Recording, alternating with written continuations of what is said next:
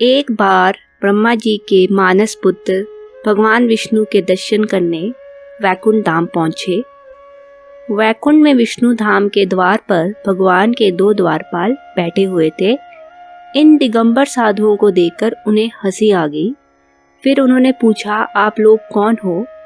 उनके प्रश्नों का उत्तर देते हुए उन साधुओं ने कहा, हम संत कुमार भगवान विष्णु के दर्शन करना चाहते हैं, मगर जय विजय नामक द्वारपालों ने कुमारों को अंदर नहीं जाने दिया। इससे ऋषियों को क्रोध आ गया कि इन द्वारपालों को साधुओं के साथ कैसा व्यवहार करना चाहिए, इतनी भी समझ नहीं। क्रोध में उन्होंने शाप देते हुए कहा, अगले जन्म में तुम दोनों दैत्य कुल में जन्म लोगे। जय विजय दुखी होकर भगवान विष्णु के पास पहुंचे। उनके दुख का कारण जब भगवान विष्णु ने पूछा तो उन्होंने अपने शाप की बात बताई। भगवान विष्णु ने कहा, उदंडता का फल तो तुम्हें भोगना ही पड़ेगा, पर मेरे द्वारा ही तुम्हें दैत्य योनि से मुक्ति मिलेगी। अगले जन्म में उनका जन्म कश्यप ऋषि की पत्नी दिति के गर्भ से हुआ।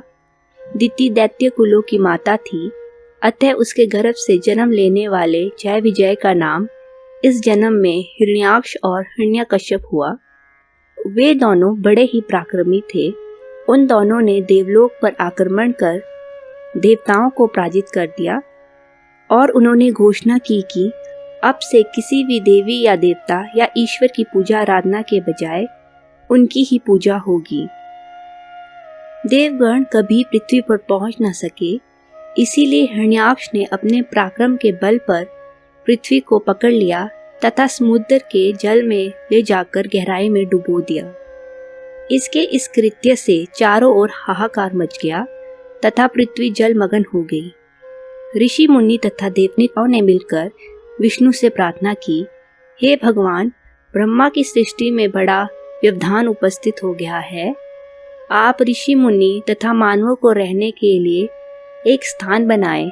पृथ्वी जल में डूब रही है, हमारा उद्धार करें। भगवान विष्णु ने देवताओं तथा ऋषियों को आश्वासन दिया कि वे हिरण्याक्ष का वध अवश्य करेंगे तथा पृथ्वी का उद्धार करेंगे। भगवान वराह के रूप में प्रकट हुए।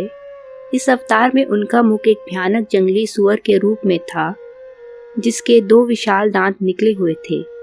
वे पृथ्वी तक पहुंचने के लिए समुद्र की गहराई तक गए।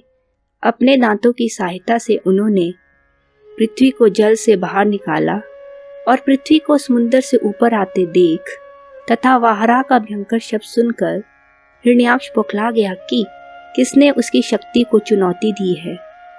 वाहरा को देखते ही वह उसे मारने दौड़ा। वाहरा ने एक झटके से हिरण्याक्ष को अपने दांत पर उठा लिया और घुमाकर आकाश में दूर फेंक दिया। आकाश में चक्कर काटकर वे धड़ाम से पृथ्वी पर वाहरा के पास ही गिर पड़ा। मरणासन हिरण्याक्ष ने देखा कि वह वाहरा अब वाहरा न होकर भगवान विष्णु है। उसे अपना पूर्व जन्म याद आने लगा। उसने भगवान के चरण पकड़ लिए और कहा, हे भगवान, पाप के शाप का आपने अंत कर दिया और अपने ही हाथों इस जन्म में मुक्ति दिला दी। मुझे तो मुक्ति मिली, पर मेरे भाई हिरण्यकश्यप का क्या होगा? उसे भी तो मुक्ति दीजिए। भगवान विष्णु हंसकर बोले, समय से पूर्व किसी के पाप का अंत नहीं। तुम्हारे भाई हिरण्यकश्यप के पाप का अभी अंत नहीं होगा। तुम्हारे अंत के लिए पृथ्वी कारण बनी, उसके अंत के लिए मुझे एक और अवतार लेना पड़ेगा। तुम्हारे लिए वाहरा बनना, उसके लिए नरसिंह रूप में अवतार लेकर उसका उद्धार करना पड़ेगा। भगवान विष्णु के ये शब्द सुनकर हिरण्याक्ष ने बड़ी शांति से अपने प्राण त्याग दिए।